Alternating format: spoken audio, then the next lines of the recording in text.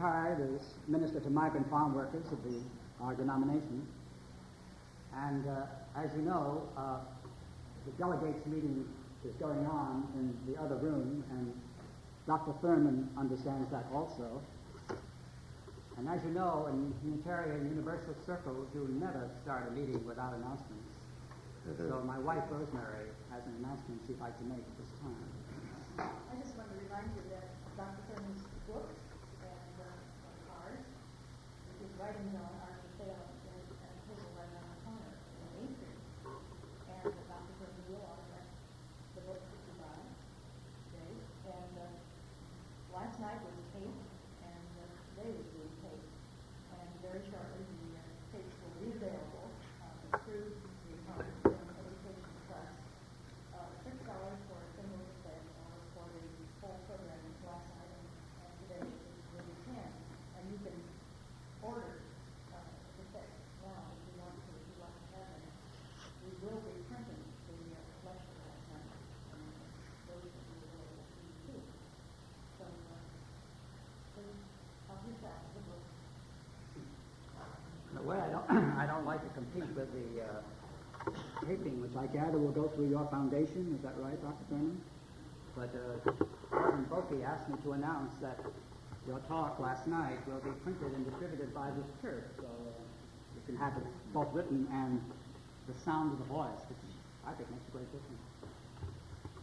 This is going to be a rather informal discussion, I would think. I have been assigned the role of moderator. I really don't think there's going to be too much moderating going on. We're going to have two discussants. One discussant will be Larry Berger. The other discussant will be Hyman Ruland, who is on the committee. Some of you may not have heard Dr. Thurman last night in this very profound and moving talk that he gave to us. So to initiate our discussion and to help our discussants, Dr. Thurman will begin our... Oh, by the way, we want you, too, to enter into a give and take. This is not a question and answer period. This is a discussion period. But Dr. Thurman will speak to us to sort of get our thinking going again and to help our discussants recall some of the discussion that was held last night.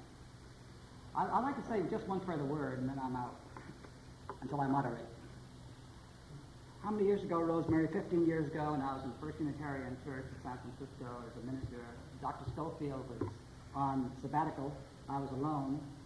Came down with a high fever on a Saturday night, and as always, looked at my wife and said, "What'll I do?" And she thought and thought, and she said, "I have a great idea. Let's call Howard Thurman." So about 11 o'clock at night, it was a great idea for us, not for him. He had just returned that day from an exhausting tour. But he said without hesitation, "Yes, I'll be there." And he took the entire service. I was in bed. I heard it was a great occasion. And as I lay there in bed, I admired myself and my courage of having Dr. Thurman in the pulpit, knowing that the following Sunday I had to come. But I was very grateful, and thank you for it. So, would you sort of enlighten us again on your thinking on this subject or anything else you have in mind?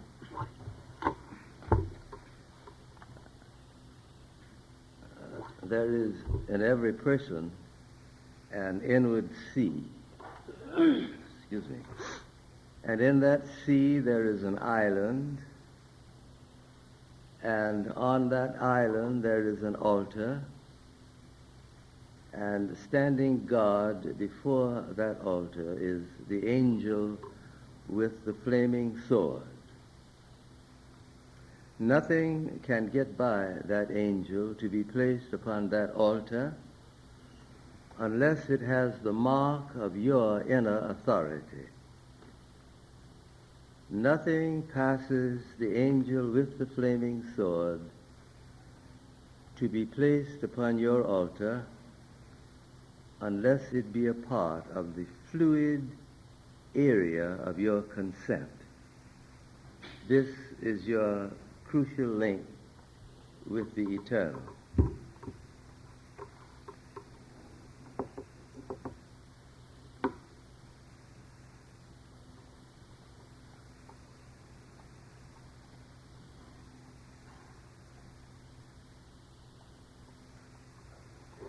my central concern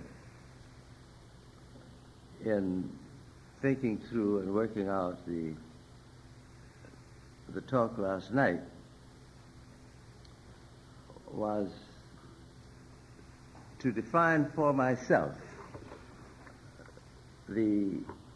what to me were the spiritual grounds for any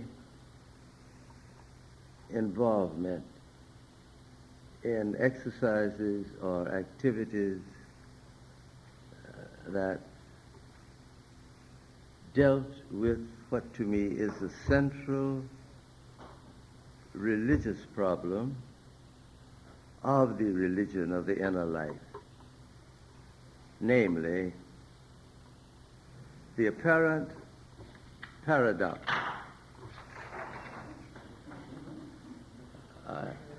Did I? Oh. Where was that? Oh, yes. The apparent paradox that is inherent in the fact that the religion of the inner life seems to demand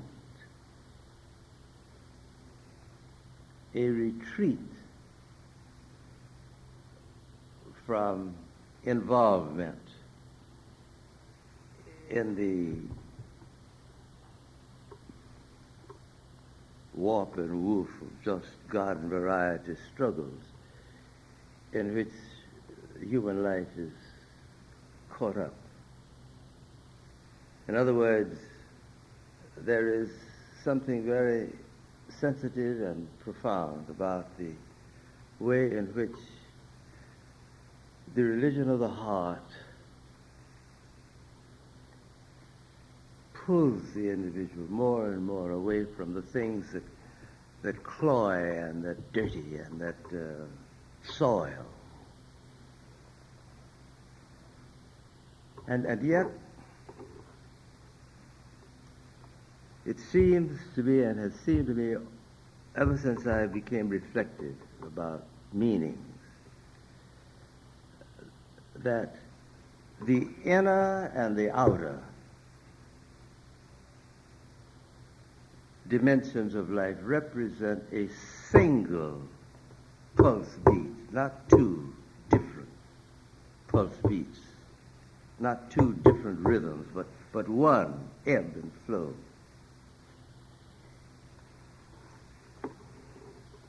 Someone asked Mahatma Gandhi, why don't you join one of the holy men up in the Himalayas? Why did you join us up here? You cannot achieve the inner equilibrium and balance if you dirty yourself with the politics, even the politics of survival. And Gandhi replied that he didn't need to flagellate his flesh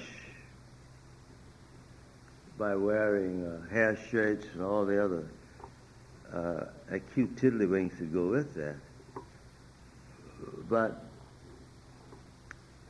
he was involved in wearing a hair shirt because the British government was his hair shirt. And he didn't need anything else. And if he could work it out so that he could be involved in the traffic of the common life and at the same time use that involvement as raw material for making and deepening the inner life.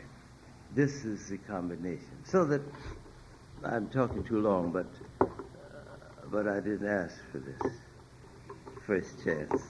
So I'll say what I have to say, almost all of it. uh, the conflict is a very real one for me. How to keep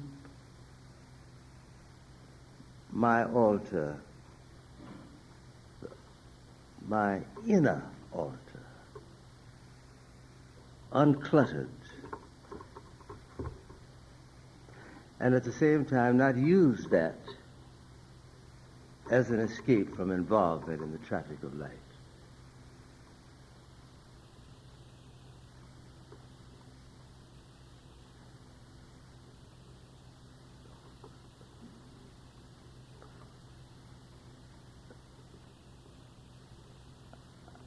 I'm still self-conscious in using the term mysticism even, because it is a term that came into my life long after the experience.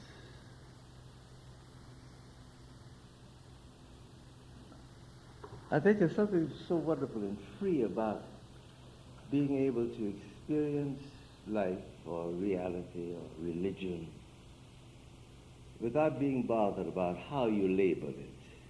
There's something, and I found after I was acquainted with the term mysticism and its categories and so forth and so on, that I, for a long stretch of time, I neglected my own inner familiar altar until I found that the term is just a term. But the important thing about it was the quality of the experience. But that's neither here nor there. I want to get back to the central thing that was in my mind and working out the address last night. Can the life-denying aspect of profound religious experience nourish the life-affirming aspects of involvement in the social enterprise?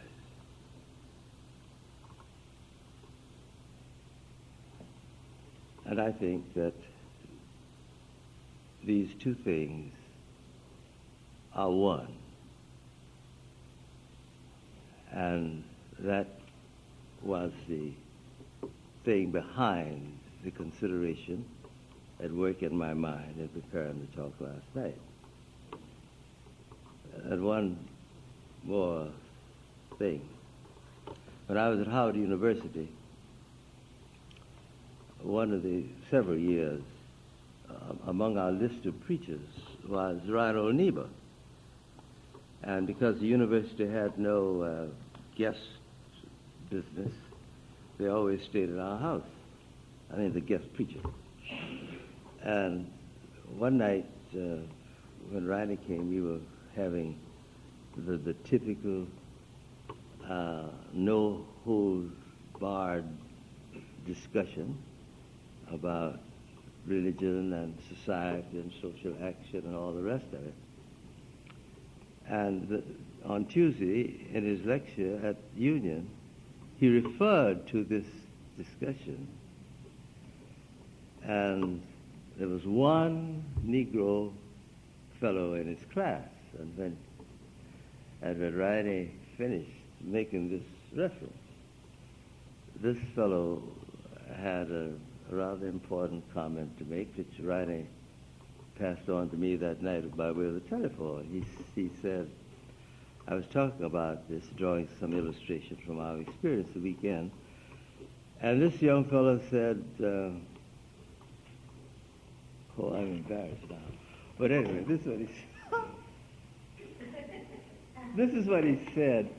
When this Thurman fellow came up out of Florida and began to talk around, many of us who were much younger were sure that At last, someone had come who would be our Moses. You understand the use of the term Moses? And what did he do? He turned mystic on us.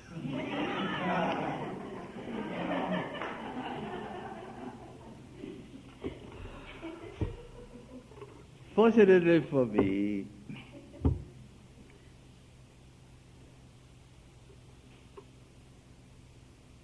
the outer and the inner are one rhythm.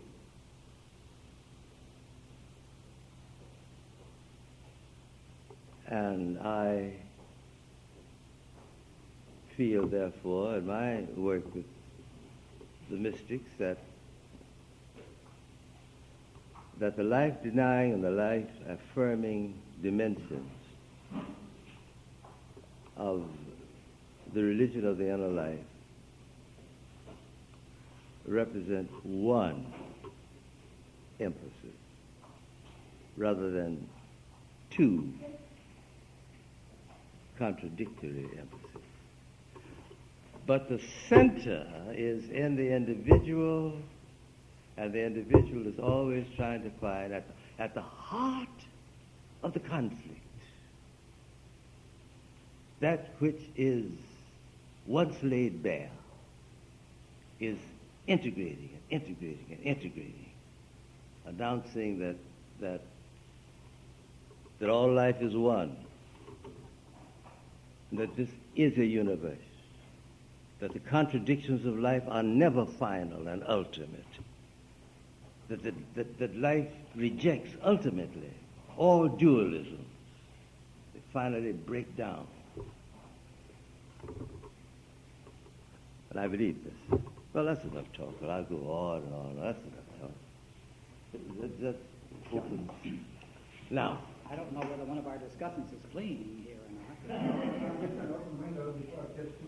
I was just going to call on you to speak.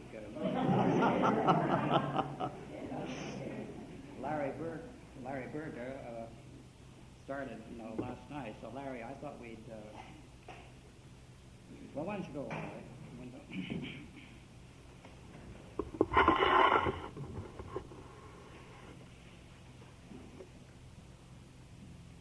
I, from my own thinking, experience, feel that you probably touched one of the most crucial issues in life, if not one of the most paradoxical, of trying to span this gulf between the inner and the outer.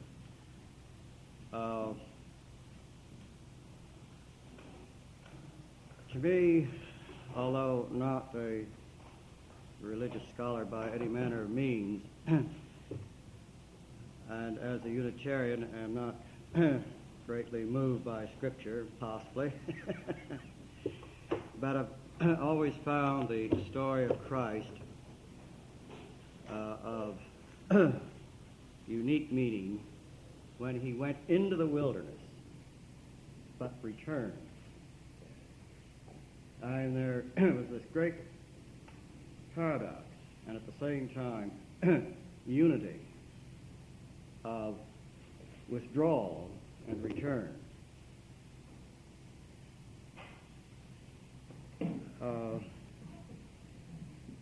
Do you feel in that act that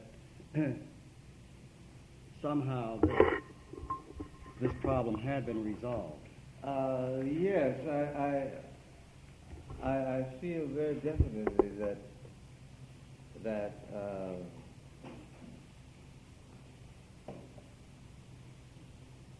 going back to the thing, the experience that's according to the record that sent him originally into the desert, the experience of the baptism and John. And to me, the thing that's most exciting about that, one of the most exciting things, is the fact that it was a private, primary, personal experience. He saw the heavens open. and the dove descended. He heard the voice. No one else did. He told them about it, evidently. And he felt driven into some kind of experience of detachment. But to me, the striking thing was he carried into the wilderness the whole conflict. And the conflict, as I reflect upon it, was how can a day-by-day life be lived by one who has had the kind of tremendous experience that is allegedly had by him in the baptism? What is day-by-day life like for someone who has been visited in that way? And from my point of view, the whole story of the life of Jesus reveals the struggle with this.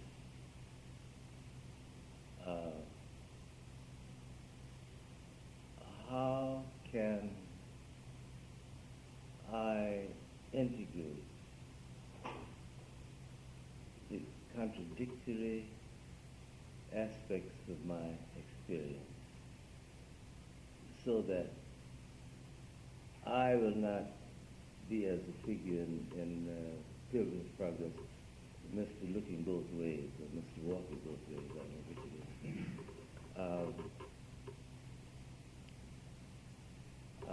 For instance, what must have been the horrendous internal tempest going on in him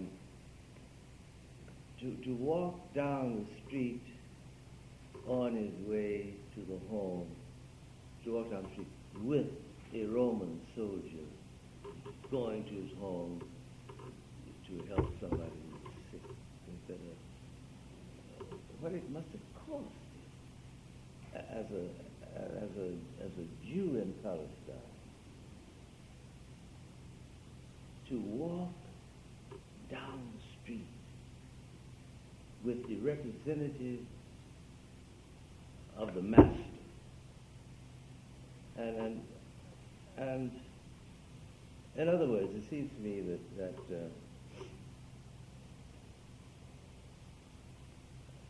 that what each of us is faced with is in a limited way, and perhaps even a more profound way, the same sort of conflict. And to express it in another way,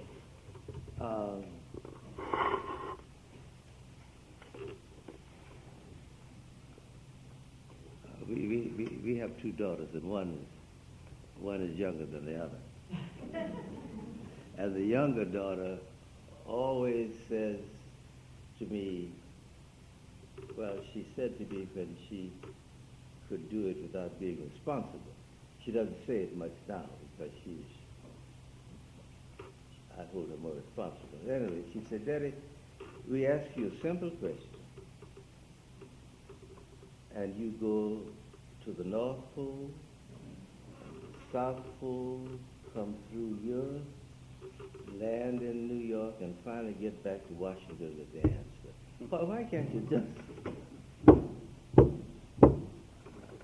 But I can't. Too late.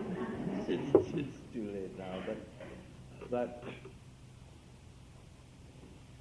it is not merely the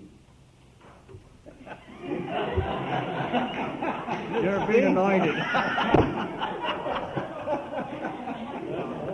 No,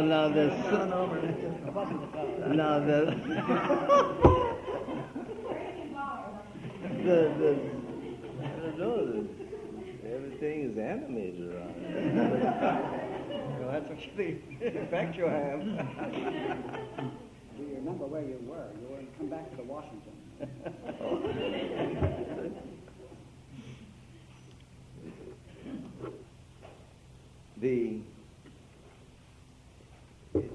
very different matter, it seems to me, if what we were talking about now, the issues, were one that involved uniquely the dimension of religion and the religious enterprise and the religious experience, but this paradox emerges in all kinds of dimensions in our lives.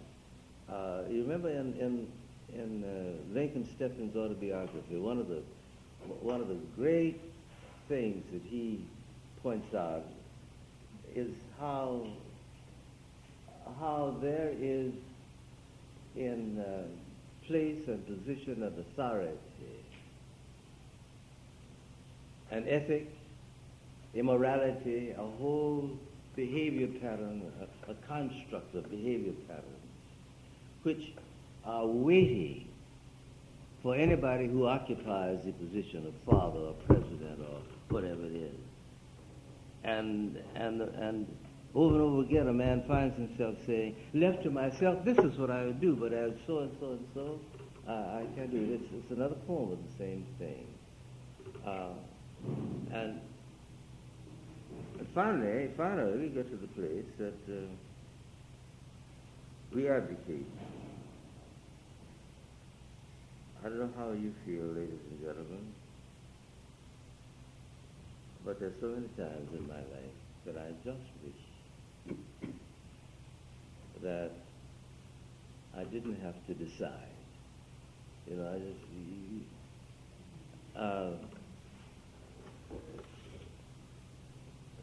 the conference of which I spoke last night down in Missouri, student conference. I lived in a cottage for 5 days, and I saw students in the afternoon. My office was the porch of this cottage, and I'd see students from 2 to 5. Promptly at 2 o'clock the first day,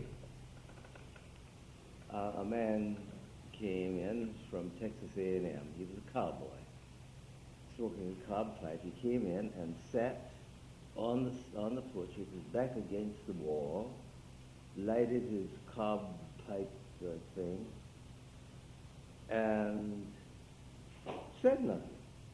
Just sat there, puffing and looking out, puffing and looking out. And at the end of the hour, he said, "A nice visit. I'll see you this time tomorrow." The next day he came, same thing. Third day he came, and some young woman rode into the place on a horse, and he said, "What a pity to have an animal in an environment in which the animal cannot be happy," and kept on smoking. The last day, when he got up to go, he said, "It has been a wonderful experience to sit here and not spend our time proing and conning. Give my love to your people, and I'll give your love to mine." And he shook my hand and left. Now, I had a curiously interesting kind of sense of communion with him after I got over the expectation that we must engage in verbal dialogue. Well, that's enough. Yes. The crucial element, Dr. Thurman, for me, is centering. I don't think a person can do anything unless he's centered. My conflict is that the Jewish background demands involvement in this life. The God is enormously active and demanding. The rewards, if any, come later, but it isn't up to us. But unless a person is centered, all kinds of action are perfectly futile. And it may take more than one lifetime to get centered. And the centering is an involved and tortuous business. It's like you don't know what's wrong, but you hope to flank it, you know. You may have religious and mystical insights, but they don't build you solidly. Something has to happen, and if you go after other people's models and disciplines, they don't hang on you. You have to find your own. This is an intensely lengthy and wearing search. I certainly agree with that. But the interesting thing to me is that I'm never relieved of the necessity for trying to find a way to do it.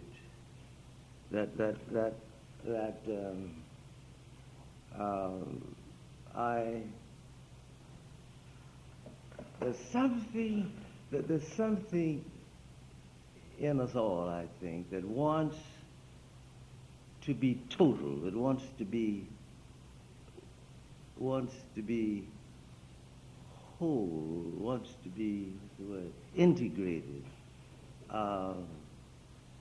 And I think that the central spiritual problem in connection with it is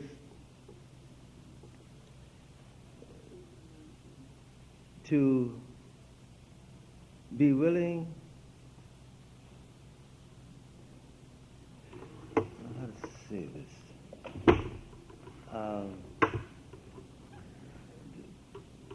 to be willing to accept the fact that one has to work at it as long as one lives. And this is where the mind plays the trick. I wish I could understand the mind. Because it meaning the mind, wants a therefore, a QED. You know, the mind is always drawing a line and adding.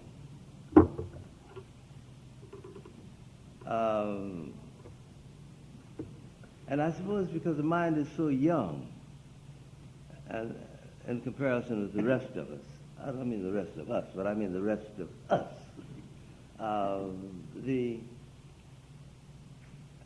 we just got it the other day.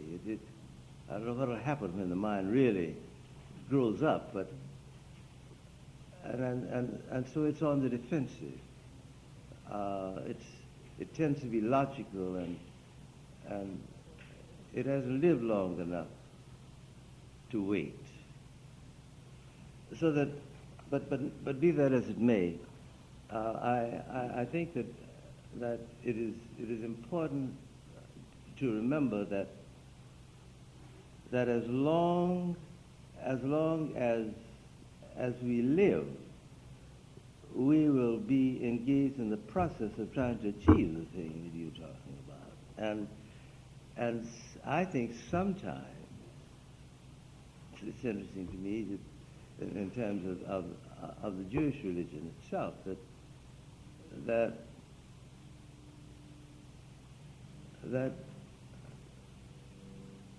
the deep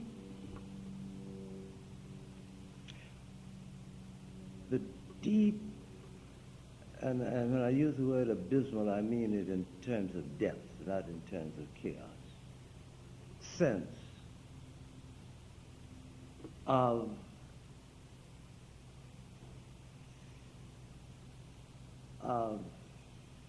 feeling, no, of being aware of the fact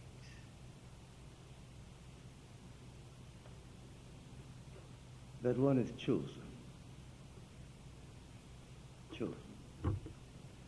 I think we've underestimated what this has meant in the whole history of religion on this planet. That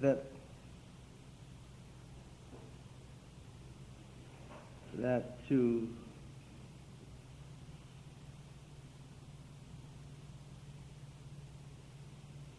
that's too far afield, but anyway, let's let me whisper a little of it. The sense of that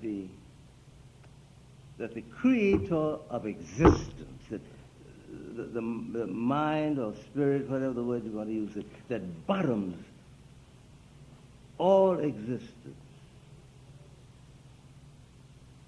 that out of the boundless, manifold expressions of creative manifestations in the form of minds and bodies over millions of years, that in some strange, miraculous way, we were given the nod.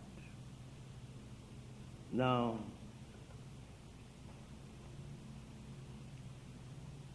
the historicity of that is not important. I don't think it is. But I think the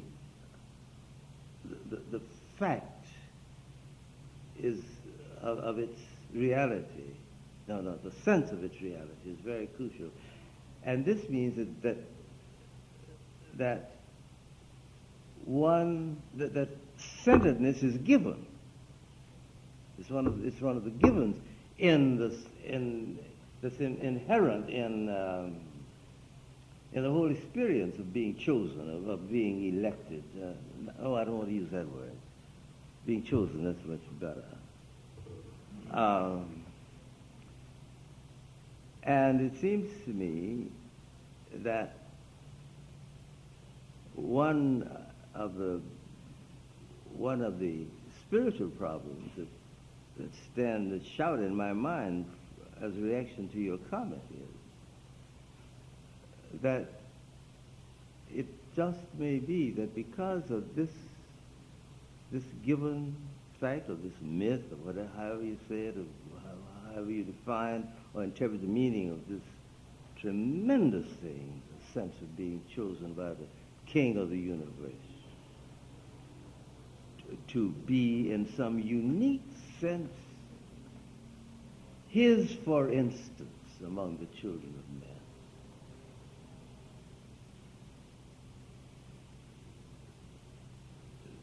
That whole thing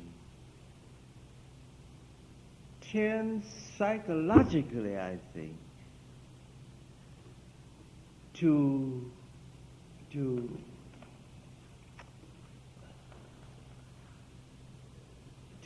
reject any notion that has to do with the cultivation of the inner life through discipline. I really see what I'm trying to say. Let me try again, because I just feel a vacuum everywhere. What I'm saying is that however historically we account for it, what the historicity of the notion is, I don't know. I'm not wise enough to know. I don't know. But the given is that here is this unique claim on the part of a section of the human race. How it got that way, all of the things, I don't know, but this is the residue that of all the generations of human beings from the beginning,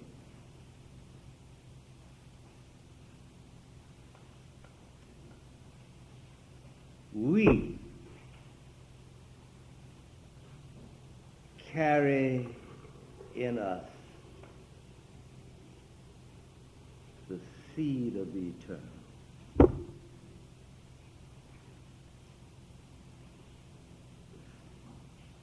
So that what all the John Does in the world must go through discipline and struggle and sacrifice and all kinds of things, finally to hear the voice from Sinai. To these people, the voice is a given. A given.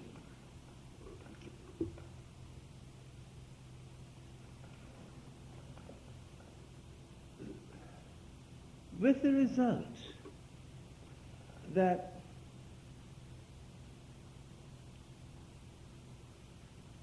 one does not have to,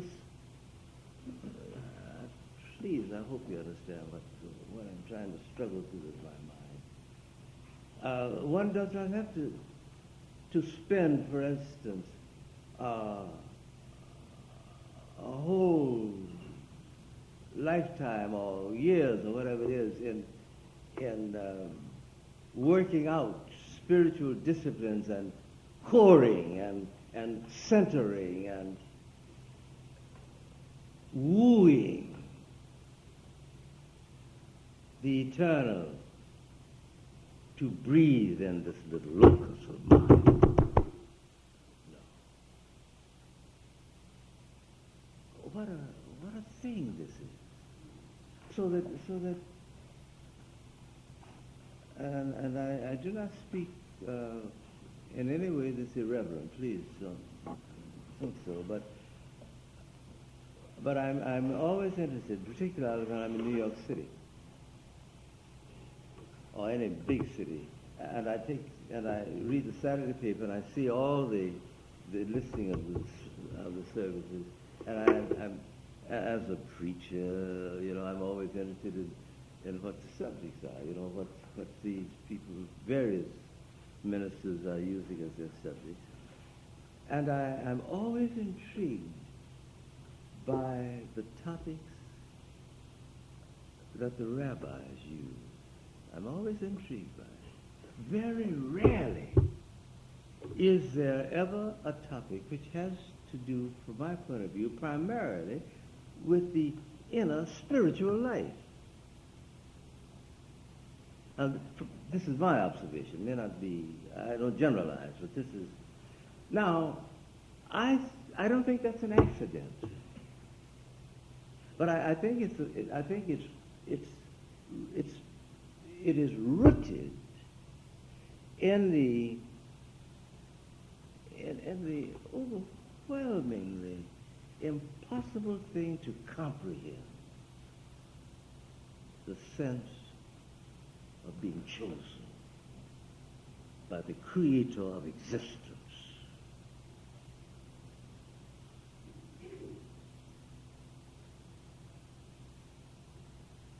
Well, that's enough about that, but anyway, that's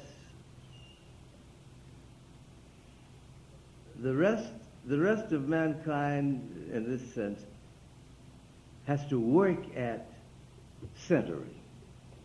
And in a sense, here is a whole line of human beings in which centering by heritage is the key. That's what I'm saying in a nutshell. Well, I've talked so long. I want to say this, that I know many of you are anxious to share in our discussion. We're going to do this, but what I thought, and perhaps you can give me some feedback, is that for this first hour, the panelists and Dr. Thurman will sort of share, and then we'll move out into a total discussion. We might, at some point, want to take a few moments break. I'd rather let the panelists get involved in the second hour, too, and involve us in the first hour as things come up. Okay. It occurs to me on what was just said, we as Unitarians fall into the habit of thinking of ourselves as such intellectual snobs that we are the chosen ones, and therefore we don't have to go through spiritual discipline. Yeah. To be the firstborn is very costly. Yes, sir.